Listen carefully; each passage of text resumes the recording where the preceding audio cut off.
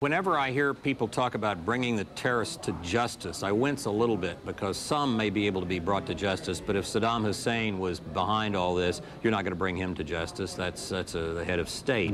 I wince a little bit when I hear about countries that harbor terrorists because Afghanistan is harboring bin Laden, and he may, and his organization may very well have been involved in this. But if Iraq was behind the whole thing, bin Laden isn't located in Iraq. He may be a junior partner to Saddam, but he's not being harbored there.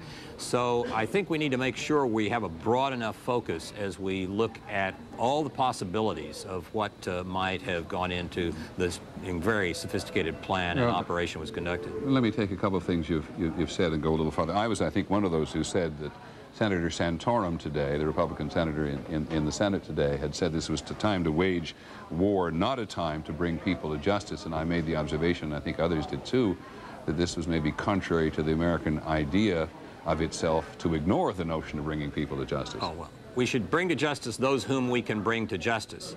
But it may well be that only the small fry can be brought to justice.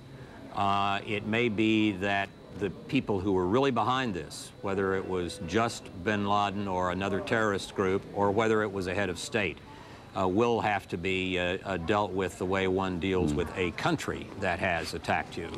The only way we were able to bring the leaders of Imperial Japan and Nazi Germany to justice was by occupying both countries, and that meant war. Today, war has been waged against the United States, but unlike 1941, we're not entirely sure just exactly who was behind the launching of that strike. But you have mentioned in this conversation alone 3 times, and I think you mentioned it yesterday, Iraq. Why do you keep bringing up Iraq? Because I think there has started to be some rethinking of the World Trade Center operation of 1993, mainly under the influence of a fascinating new book by Laurie Milroy called Saddam's Study of Revenge. It suggests that the Iraqi government may have been involved in the World Trade Center bombing of 93. If that's true, Ramzi Youssef, now in prison in Colorado, was involved with the Iraqi government, perhaps as an agent, and that means they were also involved with the plan he had to destroy 12 American airliners in the Pacific, the plan that went awry when he was caught and arrested. I think a re-look at those older cases, a fresh look, a look that was not taken in the last 6 or 7 years of the Clinton administration, is very much in line now. And if it bears out the way Laurie and Jim Fox, the FBI agent I mentioned before, suggested, it may turn out that Saddam made a second and this time successful try at what he failed to bring off in 1993. Okie dokie. I want you to explain it because every time you say something on television these days, people are either sometimes inclined to believe it immediately. Tell me generically speaking, or tell us generically speaking, what's the CIA doing at the moment? Right? What's it doing today? It's like, you know, 10 to 11 in the West, 10 to 2 in the East here. What are they doing?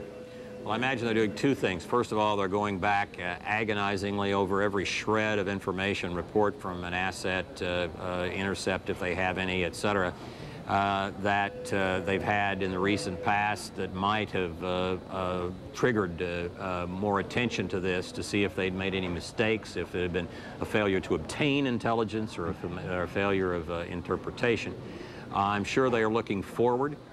They are trying their best to figure out how to penetrate bin Laden's group more, other terrorist groups, hopefully the Iraqi and the Iranian government. Haven't they been doing that already? I mean, doesn't the CIA, hasn't the CIA been expending enormous amounts of energy and money on doing this for the last several years? It's but Peter, it's a war that doesn't stop. It's like being the goalie on a deadly a hockey team in a deadly game in which you can't let a single goal shot through. You have to stop absolutely every shot in order to win or even tie. And so you're continually trying to make sure that every single thing that might happen and develop into something like this is something you can stop. It's never ending. Mr. Woolsey, thanks for joining us now. We'd like to talk to you again clearly before the day is over. I like it when you check in. Thank you very much. Good to be with you. James Woolsey, the former director of the CIA. I want to check in now with Claire Shipman.